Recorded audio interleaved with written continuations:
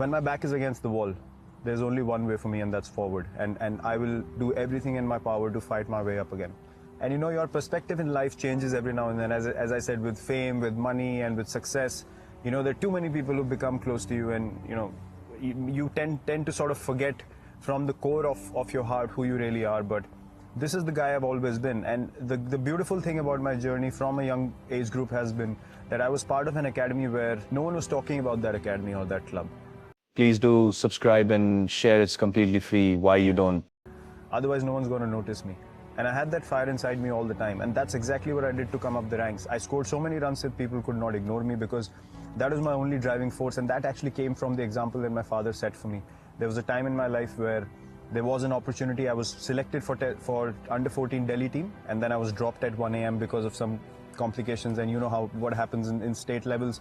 Someone was preferred over me because of some compensations that were done and stuff like that. So same was offered to my father as well, that if you can, maybe he can get into the team after 2 games. So my father straight away said, I'm not going to pay a single penny to make him play.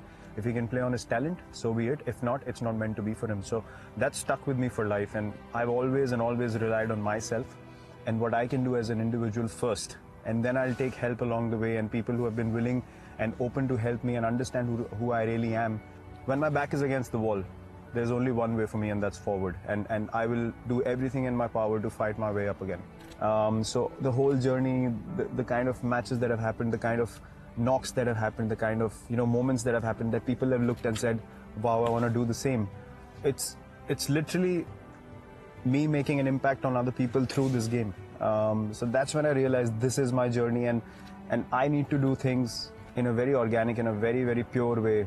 Because when you watch it on TV, you can tell the difference between someone trying to fake it or someone playing with heart, and you obviously want to repeat the same. I saw that in my heroes.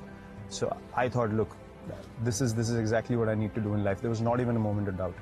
The only way to deal with social media is I can relate that example to that 2014 tour and what happened after. It does not matter at all what people have to say about stuff that you post, stuff that you do online. At the end of the day, you have to stay true to why you did what you did. Does that make you feel happy? Is that happening with pure involvement? Is that coming from an organic source? As long as that's the answer, you don't need to worry about what 5 people have to say about you in the comment section.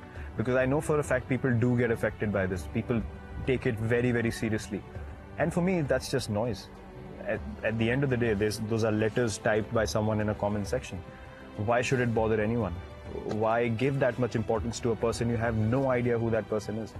Stay true to who you are. As an individual, realize your own potential and what you can do with your life.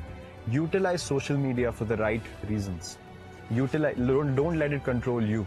Have control over it to an extent where you know exactly what you need to do with it. And me and Anushka both follow the same thing. She says the same thing. Don't let social media control you.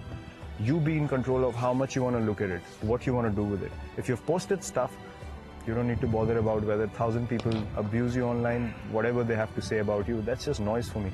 And that's always been the case for me as an individual. I've been booed by 40, 50,000 people regularly when I enter the stadiums. If I start focusing on those 50,000, I can't play a ball. For me, that's an opportunity. That's an opportunity for me to say, okay, fine, things are stacked up against me. Let me test myself how good I am. So I think the same thing can be applied in that regard as well. When you are expected to be strong and looked at as a strong individual, people forget to ask you how you are doing. So it hit home for me, it was like, this is it. Because I've always been looked at as someone who is very confident, very mentally strong, and, just can endure any situation, any circumstance, and find a way and show us the way. And sometimes what you realize is that at any given point of time in life as a human being, you really need to just take a couple of steps back and understand how you are doing, how your well-being is, where it's placed. So there is not many places that I wouldn't use the term greats, but people who have played for a long period of time and are looked at as strong individuals, there are not many places they can go and explain things in a way that the other person understands. Playing a sport means you're totally aware. in every moment. You're totally present with what's going on. It's not just ha